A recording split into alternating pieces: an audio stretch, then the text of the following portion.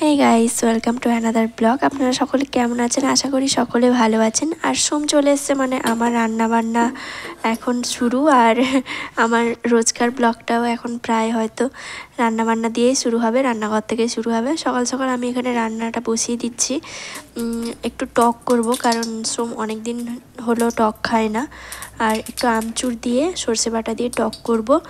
আর সকাল সকাল আমি রান্নাটা করে নিচ্ছি এই কারণে, বেলা বাড়লে বেশ গরম পড়ে যায়, এই কারণে তাড়াতাড়ি রান্না বান্নাটা করে নিচ্ছি। আর আমি মাছ ভাজতে একটুও পারি না, কেন জানি না, আমার হাতে মাছ সবসময় ভেঙে যায়। আর দেখো এখানে মাছ টাছ ভাজা করে এবার আমি টকটা বসিয়ে দেব। আর এই প্রথমবার আমি হয়তো টক রান্না শেয়ার করছি। আর আমি টক করলে খুব হালকা করি, কারণ বেশি টক আমি পছন্দ করি না। ওই একটা আমচুর দিয়েই সবজি দিয়ে টক বসিয়ে দেবো। এখানে আলু একটু নিয়েছি আর কুমড়ো নিয়েছি। টকে আবার আলু খেতে আমি খুব ভালোবাসি। ওই একটা কথায় চল আছে না, টকের আলু। আমার টকে আলু খেতে খুব ভালো লাগে। তো রান্নাবান্না করার পর বাড়ির কাজে একটু ব্যস্ত ছিলাম, তারপর বিকেলবেলা আবার কন্টিনিউ শুরু করলাম। এখানে হচ্ছে চাষের জমিতে মানে ধান রোপণ হচ্ছে, ওই কারণে আমাদের বাড়ির সামনে অনেকজনের চাষের ধান, মানে এগুলোকে কি বলে আমি জানি না ঠিক, চারা গাছগুলো এনে রেখেছে, ধানের চারা গাছ।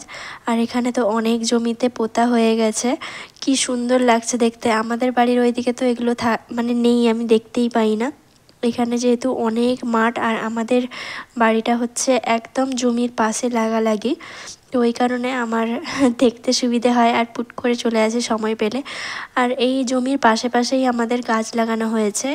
এগুলোতে নারকেল গাছ থেকে শুরু করে সুপারি, বেগুন, অনেক কিছু গাছ লাগানো আছে। আর এখন না আমাদের পুকুর পুরো জলে ভর্তি হয়ে গেছে, আর কিছুটা এখন কাদা কাদা মতো হয়ে গেছে। সন্ধে হয়ে এসছে, ওই কারণে একটু অন্ধকার অন্ধকার লাগছে।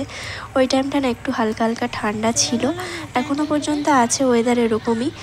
আর তুলি আর আমি মিলে একটু বেরিয়েছিলাম মাঠের এদিকটায়। এদিকে অনেক ধরনের চাষ হয়, যেমন লঙ্কা চাষ, বেগুন চাষ, শসা, আলু, অনেক ধরনের চাষ হয়েছে। আর বাদবাকি এদিকটা যেটা দেখছেন, এদিকটা হচ্ছে ধানের চাষ হচ্ছে। তো সবাই মাঠের জমিতে, মানে জমি থেকে আসছে। তো চলো আর একটু ভেতরের দিকে যাই। এদিকে হচ্ছে আমাদের লেবু গাছ, তেজপাতা, কুল, অনেক ধরনের গাছ লাগানো আছে। এগুলো হচ্ছে ঠিক পুকুরের পাশেই আমাদের বাড়িতে। তো আমাদের ছোট্ট জায়গা, ওই জন্য আমাদের ছাদ বাগানে আমি যেটুকুই লাগাতাম, এখানে আসার পর থেকে অনেক বড় জায়গা, ওই জন্য গাছ মন ভরে লাগাতে পারি। আর এই দেখো এখানে ছোট্ট গাছে, ছোট্ট লেবু গাছে অনেক সুন্দর ফুল এসছে, গাছ ভর্তি ফুল এসছে। আর বেগুন গাছেও সাদা সাদা ফুল চলে এসছে, এটা হয়তো সাদা বেগুনই হবে মনে হয়। তো যাই হোক, এখানে হনুমানের উপদ্রব ভীষণ থাকে। আর সন্ধ্যের পর আমরা একটু বেরিয়ে গেছিলাম হচ্ছে বাড়ি। হঠাৎ করেই প্ল্যান হলো যে আজকে একটু বাড়ি যাই। আর মায়ের অপারেশনের আগে ছিল এইসব ভিডিওগুলো, যেহেতু অনেক দেরি হয়ে গেছে। আর ওই সময়টা না সরস্বতী পুজো চলছিল। রাস্তায় আস্তে আস্তে একটু ঠাকুর ঠাকুর দেখে আসছিলাম, কারণ আমরা সরস্বতী পুজোতে এদিকটাতে আসিনি, ওই স্কুলে গেছিলাম, তারপরেই তো আমি জ্বরে ঘুমিয়ে গেলাম, এই করেই আর দেখা হয়নি। তো এখানে এদিক ওদিক করে অনেক কটা ঠাকুর হয়েছে আমাদের রামনগরে, তো ওইগুলো দেখতে দেখতেই আসছিলাম। আর রাস্তায় আস্তে আস্তে হঠাৎ করে আমাদের প্ল্যান হলো যে একটু মেলায় যাওয়া যাক। আর এখানে আমাদের ওই সময়টাতে চলছিল হচ্ছে বালিসাই মেলা, তো একটু যাওয়ার প্ল্যান হলো। তো চলো আগে বাড়িতে যাই। আর কি সুন্দর সুন্দর সব ঠাকুর হয়েছে, দেখতে দেখতে যাচ্ছি। আর চলে এসেছি এখন বাড়িতে, মা এসে দেখছি রান্না করছে। সোম এসেছে মানে খাওয়া দাওয়ায় ও পটু, আর আমিও ওর চক্করে একটু ভালো মন্দ খেয়ে নিই ওই সময়টাতে। মা এখানে মাটন রান্না করছে। তো আমাদের মানে সোম বাড়িতে এলেই প্রায়ই মাটন হয়। আর চিকেন ও বেশি এতটা পছন্দ করে না, মানে খায় ওই 1-2 পিস, কিন্তু মাটন হলে 2-4 পিস খায়। তো ওখান থেকে আমরা তো বেরিয়ে এসেছি। আর মন তেমন ভালো নেই, কারণ মায়ের অপারেশন ছিল। আর এটা হচ্ছে তার 1-2 দিন মতো আগে। তো মেলা যখন বসেছে একটু মনটা মানিয়ে নিয়ে চলে এসেছিলাম। আর মেলা তখন প্রায় শেষের দিকে ছিল। আর চলে এসেছি দেখো মেলার ভেতরে। তেমন কিছু কেনার ছিল না, টুকটাক আদির জন্য 1-2 জিনিস নিয়েছিলাম। আর কেনার তেমন কোনো ইচ্ছে নেই আর ছিলও না, কারণ এমনিতে একটা টেনশানে ছিলাম যে মায়ের অপারেশনটা ঠিকঠাক হবে নাকি। মাকে নিয়ে খুব বড় একটা হেডেক ছিল মাথায়। তারপরে হচ্ছে আমরা চলে যাচ্ছিলাম হচ্ছে হায়দ্রাবাদ। তো ওই কারণে যা যা কেনার আগে থেকেই কেনা ছিল, তেমন বেশি কিছুই কেনার ছিল না। আর মেলার মধ্যে না খুব বড় একটা, প্রত্যেক বছর প্রত্যেকটা মেলাতেই বসে এই আচারের দোকান। তারপরে কত সুন্দর সুন্দর ক্যান্ডি থাকে, অনেক কিছু থাকে, পাঁপড়, অনেক কিছু ধরনের অনেক কিছু রাখে।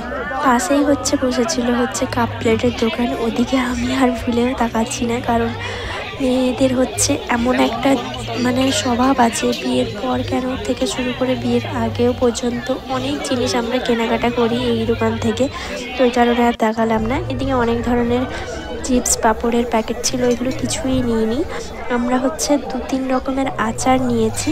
তো এখানে সব টেস্ট করে দেখছিল কোনটা বেটার হবে। তো এর মধ্যে থেকে আমরা কাঁঠালের আচার আর আমের আর কুলের আচার নিয়েছিলাম, আর রসুনের। তো ওখান থেকে বেরিয়ে আমরা চলে এসেছিলাম ঠাকুরের কাছে। এখানে হাজার হাতের ঠাকুর হয়েছিল, দুর্গা প্রতিমা, আরও শীতলা থেকে শুরু করে আরও অনেক ধরনের ঠাকুর ছিল। যাই হোক, ওগুলো দেখার পরে একটু ভিডিও টিডিও করার পরে তারপরে এবার আমরা চলে যাব বাড়ি, কারণ রাতের খাওয়া দাওয়াটা এখনও করিনি, বাড়ি গিয়েই করব। ঠাকুরটা কি সুন্দর করেছে, আর ফোনেই ধরছে না, এত বড় ঠাকুর। তো চলো এর দিকটা ঘুরে নিয়ে বাড়িতে চলে যাব, আর বেশি রাত করব না, কারণ মা বাপিও খাবে। আর আমরা এসেছিলাম ওই সন্ধ্যে নাগাদ করেই। আর এখানে দেখো কি সুন্দর ঠাকুর। তো চলো এবার বাড়ি যাই, আর বাড়ি গিয়ে খাওয়া দাওয়া করি। চলে এসেছি এখন বাড়ি, আর খাওয়া দাওয়া করলাম, আর তারপরে আমরা বাড়ি চলে গিয়েছিলাম। তো এই ছিল আমাদের ছোট্ট একটা ব্লগ। আর ছোট্ট ব্লগটা কেমন লাগলো অবশ্যই জানাবেন। আর আমরা এখন বসে গেছি খেতে। তো আজকের ব্লগটা কেমন হলো অবশ্যই জানাবেন। আর সকলে সুস্থ থাকবেন, ভালো থাকবেন, দেখা হচ্ছে আবার।